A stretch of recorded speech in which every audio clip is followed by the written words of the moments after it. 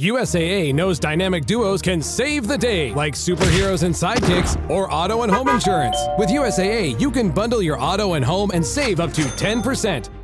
Learn more and get a quote at USAA.com/bundle. Restrictions apply.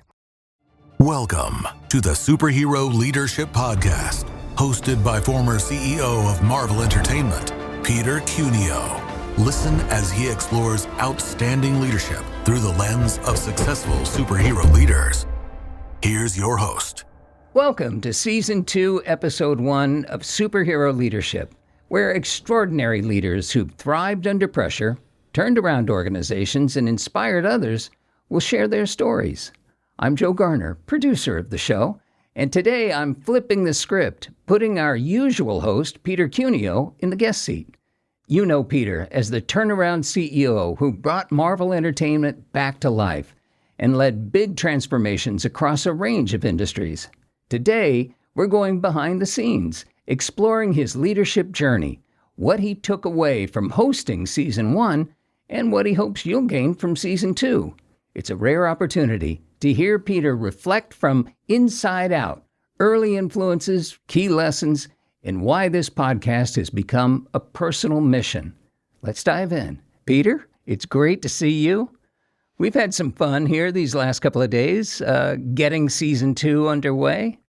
Well, we're here in London. One of the changes, made a number of changes in Season 2, which we'll talk about later. We've gone global. Versus Season 1, but one of them is we have gone global. Yep. We're now traveling to different parts of the world to actually record. As you know, Joe, I'm a big believer in face-to-face. Mm-hmm. We don't do this over Zoom. Last year, we were only recorded in Washington, D.C. and the New York area. Mm-hmm. This year, we've already recorded in Los Angeles. We're here doing our third recording in London. Mm-hmm. And, I may have another one coming up in the Midwest soon. It's very exciting. I like to travel anyway. Yeah. We'll talk a little bit later, but Season 1 was an experiment. Yeah. We wanted to find out what we could do, what we could accomplish, what we didn't do well. Yeah. And so we have a lot of changes, positive changes for Season 2, I think. But before we get into the podcast itself, and it is fascinating that you've gone from boardroom CEO to podcast host. No one's more surprised than me, Joe. But I think for listeners who've tuned in, whether they're watching or listening for the first time, I think it's important to understand your leadership origin. I mean, you like I've said, you've been in the boardroom, you were on Navy ships and so forth. But at what point can you point to when you realized that leadership was at your core? Well, it's a very good question. It's a tough question because I've actually asked that question of some of the people we've had on as guests. And most people don't have a moment when they suddenly realize they wanted a life of leadership. I actually have that moment, and it'll take me a little bit to describe it, but I'm happy to do it.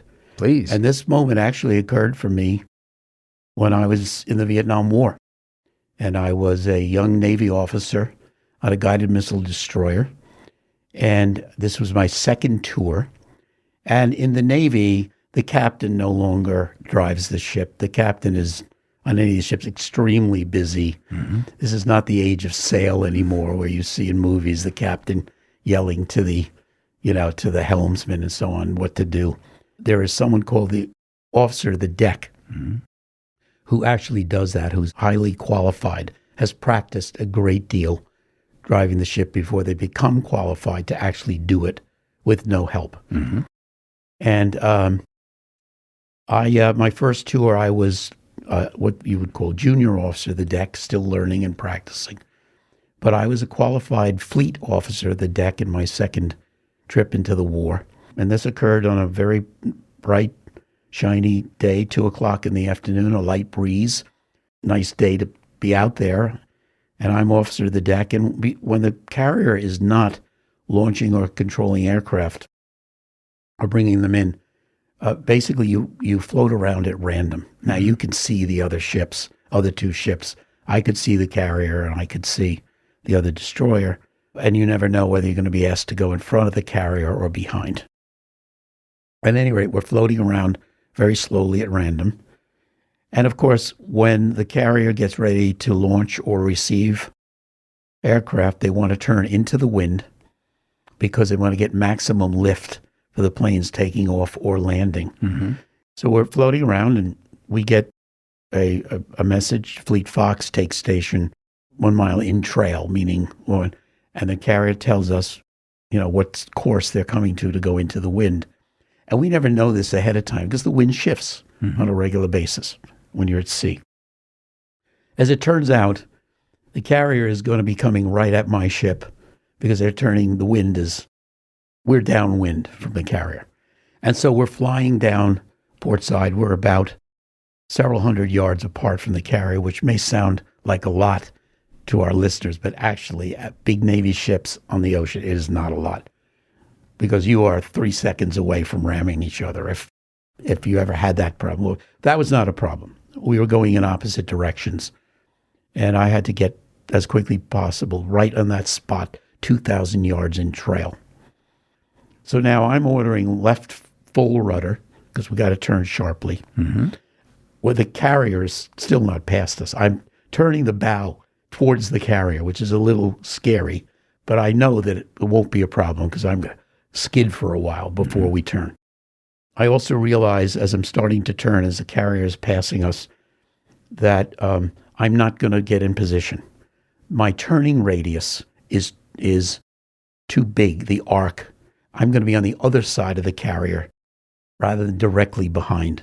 I'm going to be 2 miles behind, but not directly.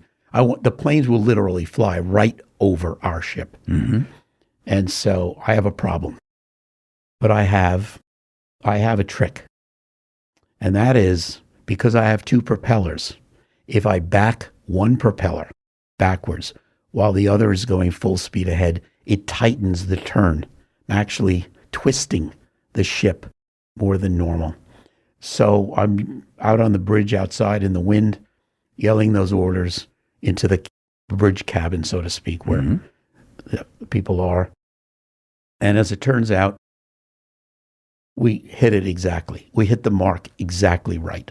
And I'm not going to say I was the best ship driver in the Navy, but there's always going to be some luck with these things.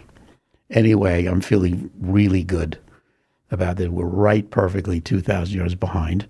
Then I noticed that the aircraft carrier is signaling us.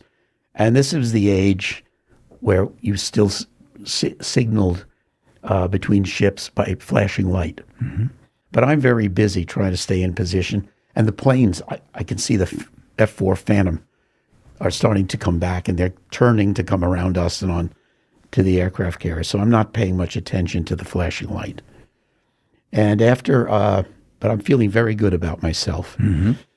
After the flashing light is over and I have a moment, I say to the captain who's on the bridge, "Captain, what were they saying?" And the captain says to me, "Cuneo, that was for you," from their captain of the carrier. I'm going, right. What? And I said, "Well, what was it?" And he said, "BZ." Now, in the Navy, BZ is an acronym for well done. BZ? BZ, the Bravo Zulu. Okay. Got it. So they could flash it in Morse code. They could put up flags, whatever. BZ is a big compliment. I'm in shock. I mean, the captain of this giant thing has noticed that I happen to hit the mark just right. And if you've ever heard the phrase natural high, I think I'm going to start to float.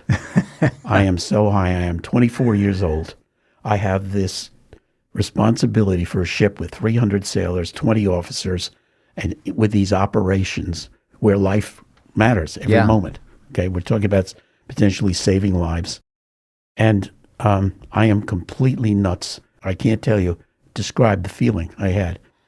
And that was the moment that I realized I had to have a life of leadership. I'll be back in a moment with more of Superhero Leadership. Stay with us. Whatever the occasion, effortless elegance is right this way. Because Hilton brings you new ways to stay courtesy of the Nomad London. And it doesn't stop at award-winning dining in a space draped in velvet and illuminated by vintage chandeliers. know this day goes beyond with unparalleled personalized service and attentive hospitality. Oh, and did we mention the Nomad London can be booked using your Hilton Honors points at Hilton.com? Hilton, for this day. It leads me to the next question, though, is that, because you talked about you had been learning leadership along the way. People always wonder, are leaders born or are leaders made? What's your answer? I have a very strong opinion on this one, that there are never leaders born. They're only made. You can be born. But they have to have something in their DNA that's sparked by the experience, don't you think? I don't. I don't agree. Okay. I don't agree.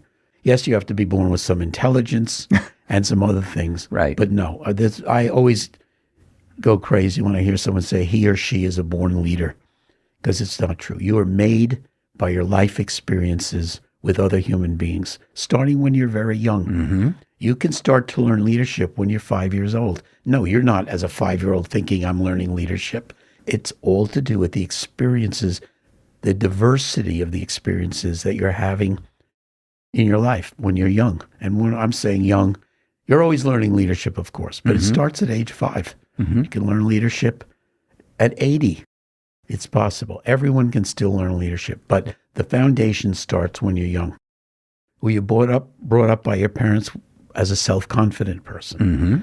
Mm-hmm. Did you travel a lot so that you got to experience other cultures and other people in those cultures and start to get an instinct for how to work with people effectively? Mm-hmm. Actually, for me, I could say my life of leadership, in a sense, started when I was 8 years old. I lived in New York City. Mm-hmm. My father was lieutenant in the New York City Fire Department, but he's also a Navy officer in the South Pacific in World War II, and now Korea is starting, and he is called up to go back in the Navy. And in a 2-year period, we went to Pensacola, Florida, then to Bremerton, Washington, to take an aircraft carrier out of mothballs. This is across the bay from Seattle. Then to San Diego, then to Philadelphia, where my father had some duties in the Philadelphia Naval Shipyard. So over a 2-year period, I lived in 4 different places. Even at a very young age, 8 to 10, I could feel the differences in culture in the United States by region. I had to make new friends everywhere. I don't remember it being hard, really. When you're young, kids get together. And I became comfortable moving around. I became comfortable. I like to say good leaders are very comfortable in alien environments, meaning different, not necessarily bad, but different. And that's where that started for me. I became very comfortable in alien environments. And I love to travel even to this day and experience different people in different parts of the world. And I think these different life experiences that build leaders are the hallmark of this podcast. Especially, you look at season 1, your military experiences were unmistakably at the center of a lot of what you learned and what you use today. But so we had military heroes, we've had CEOs, media icons. As you interviewed these people, what surprised you most about stepping into this host chair for these conversations? Well, let me start with something that didn't surprise me. Okay. And that is what we were just talking about. I make it a point to always ask the guests about their childhood, how they grew up, what influences were their parents. And you hear from them a lot of this diversity in experiences. And yes, they were generally, in most cases, very, very supported by their parents to just do what they wanted, that they could do almost anything that they wanted. There were a lot of parallels that you saw that started when they were very young. I wasn't surprised by that, I think, but we see it in virtually every guest. Is there a particular moment or insight that from season 1 that has stuck with you? There's always some new insights. But the moment for me really was when we interviewed Captain Charlie Plum. Now, I had known Charlie. Inspiring. Yeah, and I don't want to give our listeners a wrong impression. I was only in the Navy for 3.5 years. So we're talking about a lot of military experiences. but we get into a lot more than just a lot the military. more, yeah. But Charlie Plum, and this is one of the reasons that I related to his story so much. I had known Charlie for maybe 5 years. Charlie was an F-4 Phantom pilot off a carrier on missions of bombing and dogfighting over North Vietnam. Talked about plane guarding and what have you. We were connected. We never knew each other, but we were connected. On his final mission, before he went home permanently, he was shot down over North Vietnam and spent 5 years in what we collectively call the Hanoi Hilton. This is a series of prison camps. A hell. We all know the John McCain story, for example, 5 years and what have you. They were tortured. They all broke, which he freely admits. They were all isolated in single cells. They figured out how to secretly communicate with each other. And for me, I couldn't even imagine if I'd had that experience. And yet, when the war was over, 513 pilots, Air Force and Navy, were released. And there were only something like 7 cases of PTSD. I found that remarkable. I just couldn't believe it. But I've seen Charlie speak in other things and met some other people. And you want to talk about leadership? Yeah. And so on in that situation. And so I could hear that story over and again from Charlie. And so many other stories. Highly recommend for those of you listening to go back and listen to that episode with Captain Charlie Plum. Another one that stuck with me was David Falk, the legendary agent for Michael Jordan, and telling stories about, the creation of Air Jordan and that sort of thing. But what stuck with me was the fact that sometimes in leadership, you're not the most popular guy in the room, and you have to be okay with that. Well, that's something we've talked a lot about. We have our 32 essentials, and I think it's often when I give a speech, I can only cover a couple of 32. Right. So in Q&A, the audience will ask me, what's the most difficult one to accomplish? And it's number 17, which is you have to accept emotionally that you will be unpopular if you're an effective leader, because you're going to make serious change, and that change will upset some people. You've candidly mentioned that there's still some folks out there that aren't fond of Peter Cuneo. You're not on their Christmas card list. I still occasionally get a call, from people who say, I just met so-and-so, and they were with you 20 years ago at this particular turnaround, and Peter, this person does not like you. And I say, I'm not surprised. Okay, and there are still people out there. I can live with it. Yeah, because the turnarounds turned out well, and most people were actually obviously very happy because they thought they were going to lose their jobs and there'd be no company. Yeah. If you want to see these 32 essentials, go to petercuneo.com, and they're all there. And I think you can even download them.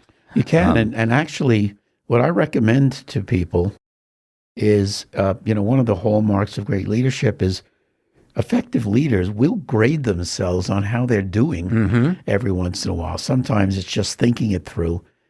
The 32 essentials, though, you could use as a scorecard.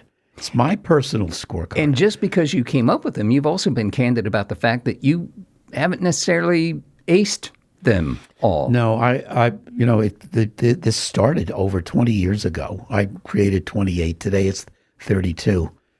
But look, no one can get an A on everyone. And if anyone theoretically could, it's me.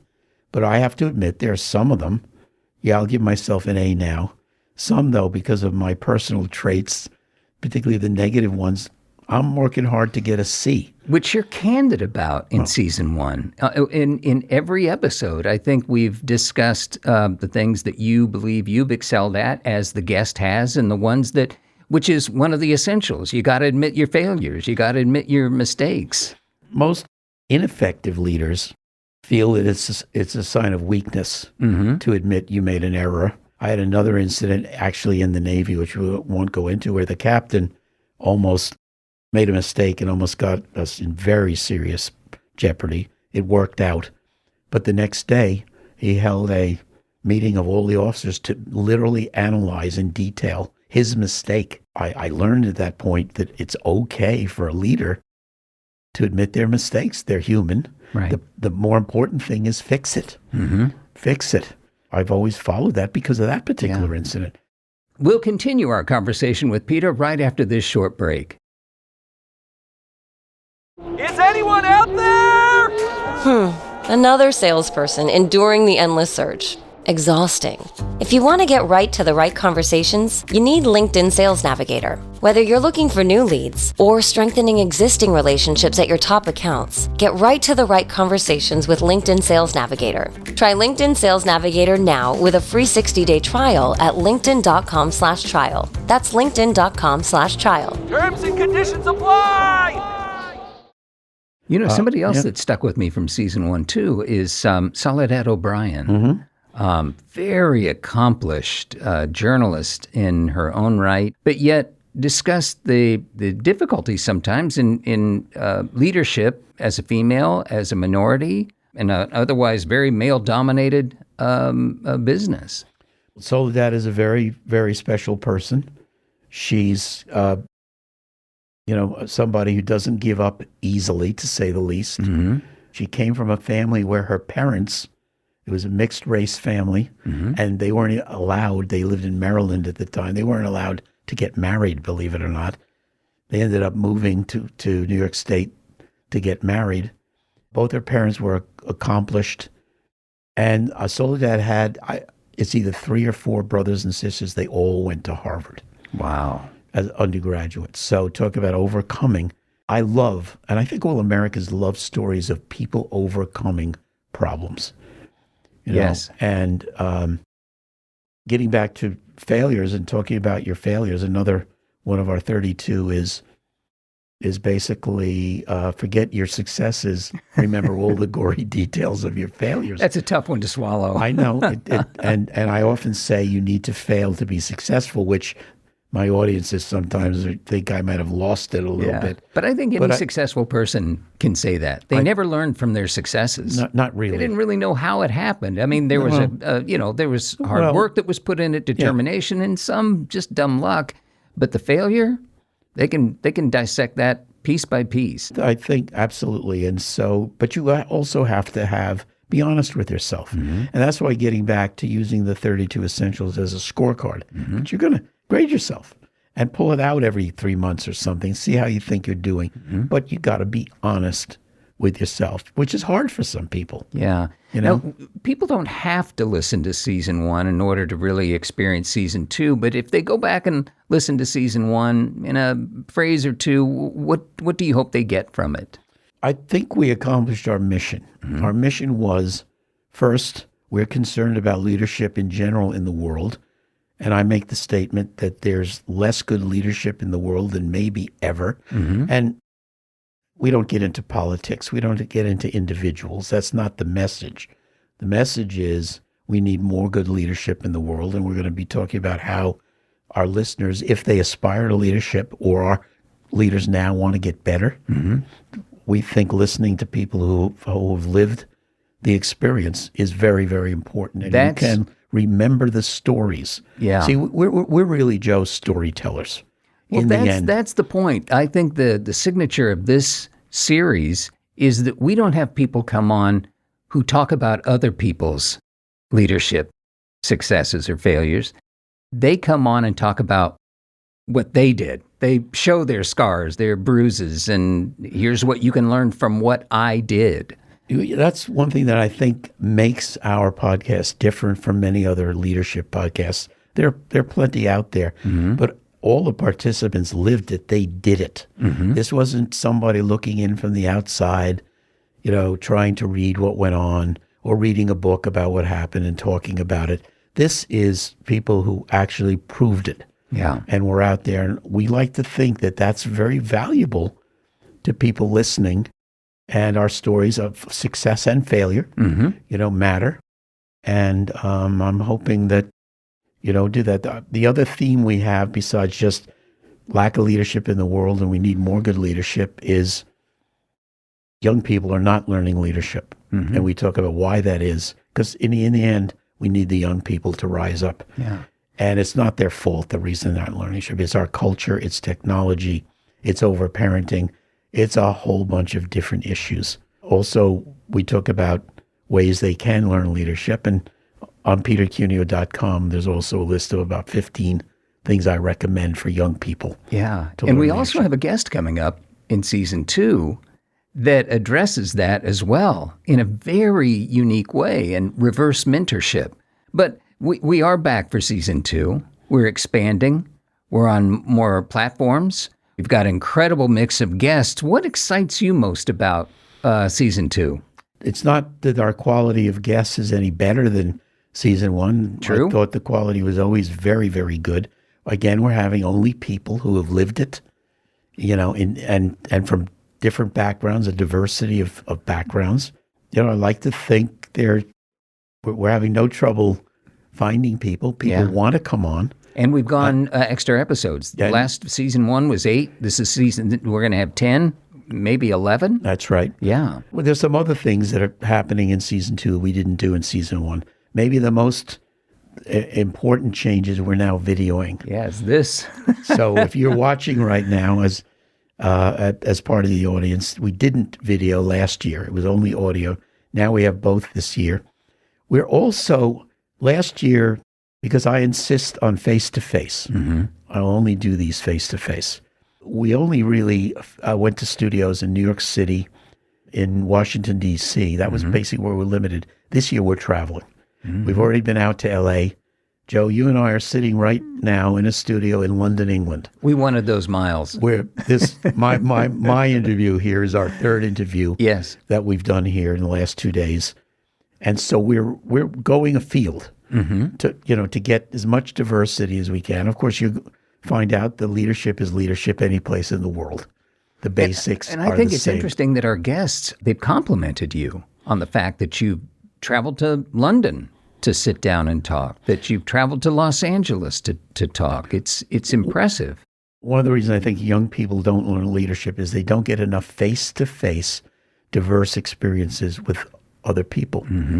I also think there are a lot of ineffective leaders, and one of the reasons is they don't communicate well. We've talked about the fact that communicating in an organization is kind of a lost art. But when we see people that do it well, it's a real eye-opener. And we talk about communications as well. I like face-to-face because, frankly, half the communication sitting here with you or any guest is body language. I can't see your body language on a Zoom. I can't see your body language on a phone. Yeah. Body language to me, and it's subconscious with me. I'm not saying, let me see Joe's body language. What am Facial No, expression, it's just, body language, I've everything. learned over all the years, I have the instincts now to feel it without actually consciously thinking about it. But particularly when I'm with people I don't know very well, the body language really matters. I can tell if they're feeling good about the interview, if they're excited, if I ask something that's tough that they didn't expect. And I'm not trying to ambush any of our guests. Right. Hardly, the opposite. But most of the time, they feel what we talk about with them is this is just a fireside chat with two friends that forget that we're being taped and that we're talking into a mic. Yeah. And we're just getting to know each other. And that's kind of what's different, too, about season 2. Season 1, a lot of your friends. Yes. You've got a pretty impressive Rolodex, to use an old school term. But, the people that you attracted for season 2 that you didn't know or barely knew, it's been impressive. And the communication, the what we've learned from them is deep and impressive, too. Well, you asked me a little while ago, what have I learned from season 1? And I talked about what I remembered the most with Charlie Plum, although I remember them all very well. But what I have learned is I'm okay with interviewing people. I have some skill to make people feel relaxed because that's the key here, We've had experience doing that in hiring some pretty high-level individuals, so. Yeah. The audience might be interested how we do this because once we've contacted somebody that we know or was recommended to us, and we will, if we don't know them, we'll do an interview, sometimes face-to-face, sometimes I have to admit on Zoom, but it's more about content.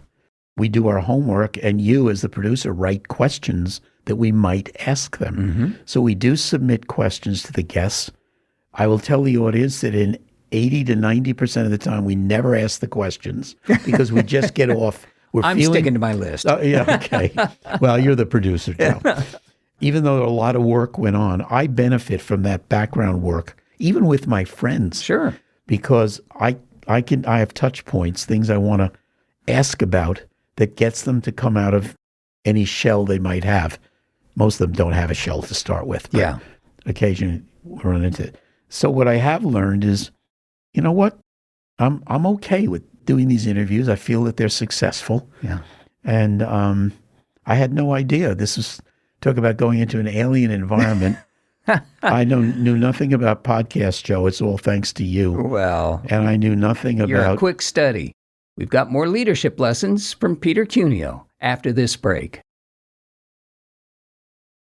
Llegaron los nuevos McCrispy Strips, listos para aventurarse en la mezcla de mayo ketchup, la barbecue que quedó en el fondo de la cajita, Hot Fudge Sundae y en la nueva Creamy Chili McCrispy Strip Dip. Los nuevos McCrispy Strips, ahora en McDonald's. Ba-da-ba-ba-ba. You've been Navy combat, you've been turnaround CEO in boardrooms, and now you're behind a mic. How does this role compare to any role you've had in the past? Well, it's very different, obviously. Yeah. You know, I think we're doing content for a large audience, and so I am concerned about the fact that, you know, that what we're talking about is meaningful and it's not frivolous. I'm very careful about going off either myself or the guest on something frivolous. We know that it's easy to lose your audience on a podcast for various reasons. I certainly want to try to keep the audience listening and watching, you know, for the 40 minutes we typically do. The audience should know that we do record at least an hour of content and we edit down to the best 40 minutes. We don't show everything. Although even what we cut is not bad at all. Right. I think we're very productive, but that's how we plan this out. You know, the other thing the audience has to know is we do provide our guests with the edited version of what we're going to put out so that they can comment and make any changes, anything that they might be uncomfortable with.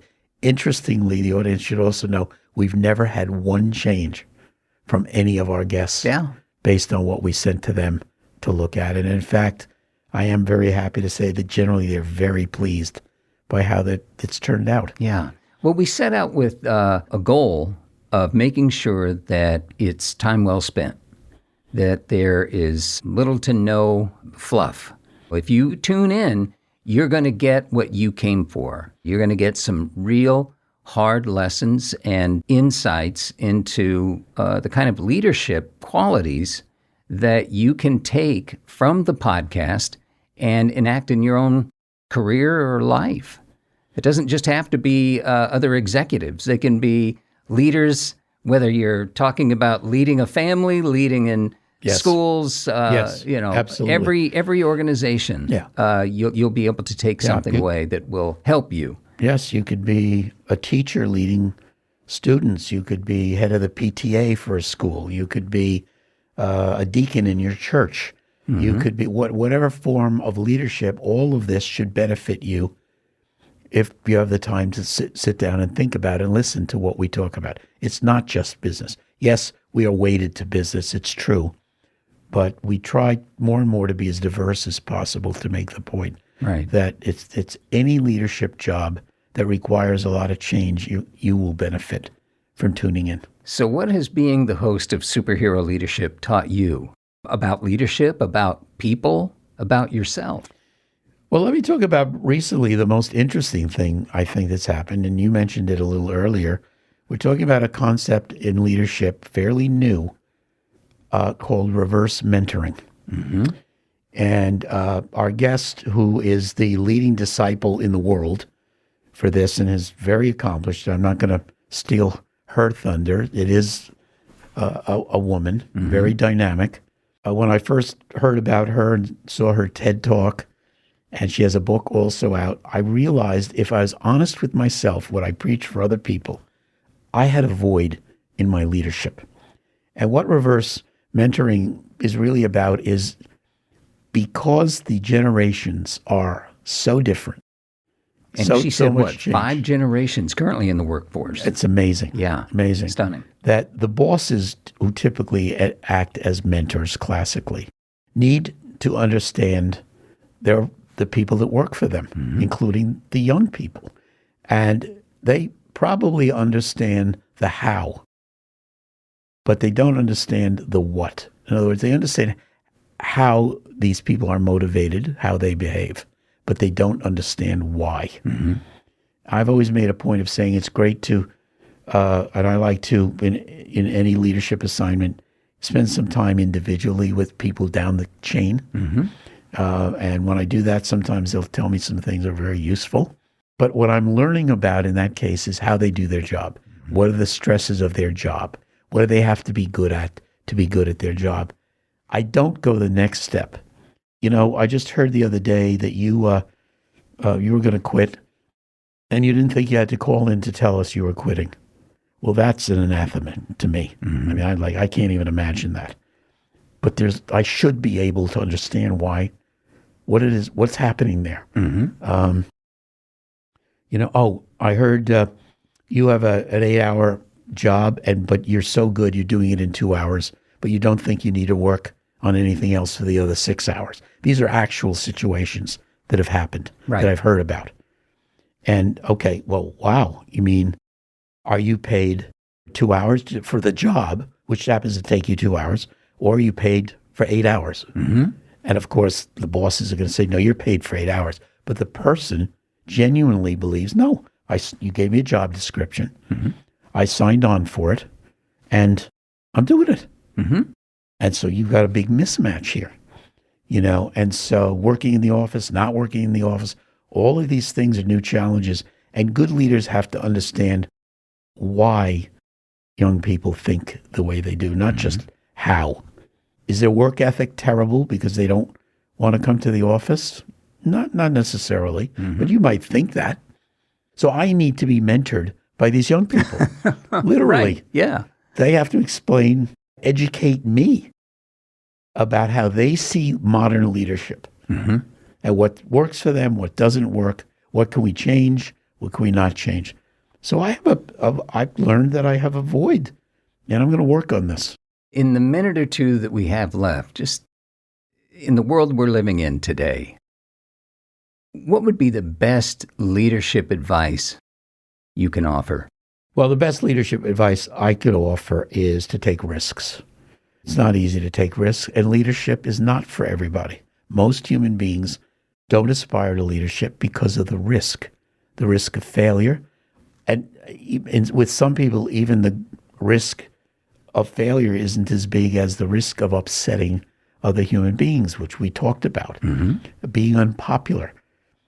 There's a natural tendency for human beings, human nature, to want to be liked by all the people in our lives. Of course, that's cool, and that's fine. You have to accept, as I talked about before, that you're going to be unpopular. And that's just not for everybody, and that's okay.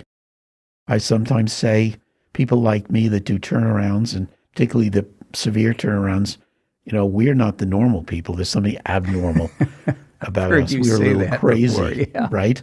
Because we're okay. We don't want to upset people, of course not. And we're not going to be abusive to people, but we know that ultimately there's going to be some of that to save the whole organization. Right. The takeaway is, for those of you listening or viewing, this is the kind of sage advice and insights that you will continue to get from Peter and his guests. And I could not be more excited about season 2. And I'm thrilled that I had the opportunity to speak with you and get you to share with those listening what they hope to get, what you hope to get. We'll all see each other during season 2 of Superhero Leadership. Okay, Joe, don't cut me down to 40 minutes, though, all right? I'll try not to. This was great. Whatever. Yeah. Thank you so much, Joe. Really appreciate it. And I do want to leave with the fact that Joe Garner it's important to mention something we haven't touched on. And that is all the things we're doing with regard to superhero leadership. Oh, that's right. So we have the podcast season 2. I give speeches around the world But also, I'm writing a book with Joe. I'm sitting across from a highly respected, highly successful author, 6 books on the New York Times bestseller list. I'm very lucky that I was able to get this guy to work with me. I have no, and feelings mutual, Peter. We think our book will be out in January, called Superhero Leadership. We're well on our way. And all these things tie together, the book with the podcast. We're also going to be working on a program, which I can't give too much detail on right now, for high school students at various colleges and universities around the United States and the UK and Spain. High school students can learn about leadership during summer programs, stay on the campuses for the week to 5 weeks, whatever the program takes. And another example I talked about, I'm concerned about young people not learning leadership. Well, hopefully this is a program that will, if not completely remedy that, really help. Yeah. So these are all things that are working together. They're all symbiotic. Yeah. They all sort of feed off each other. And I'm very excited about that. And thank God I'm working with you, Joe. Well, likewise, Peter. And now nobody has any excuse for not being able to learn leadership. And I'll just finish by also acknowledging 2 other people on our team. Yes. That are very, very important. Colin Cuneo, my son, is on the team that works on the podcast, associate producer. And Jennifer Secor, also associate producer. Jenna particularly does a lot of the research and what have you. And we're a team of 4. And that's very important, I think, for our, it may not sound like it, but very important for our audience to understand. Yes. We're not 1 or 2 people. Yeah. And we feed off each other and we discuss things and I think generally come up with the best decisions, even though, some of us may disagree. That's also a form of leadership and so on. So I want to thank you and Jen and Colin for all that you do for me. I really appreciate it. And thank you. And this is going to be a great season. Yeah. Peter's leadership lessons aren't theories, they're earned. And what you just heard is what makes this show different. Real stories, lived experiences, no fluff. Season 2 is just getting started. We've got Medal of Honor recipients, media moguls, entrepreneurs, public leaders, you name it, all sharing how they lead through uncertainty, failure, and opportunity. Superhero Leadership is now available in audio and video. So subscribe where you get your podcasts and watch full episodes on YouTube. And if today's conversation resonated with you, share it with someone who could use a little leadership inspiration. I'm Joe Garner. Thanks for joining us. You won't see me again. You'll be seeing Peter, and he'll see you next time here on Superhero Leadership.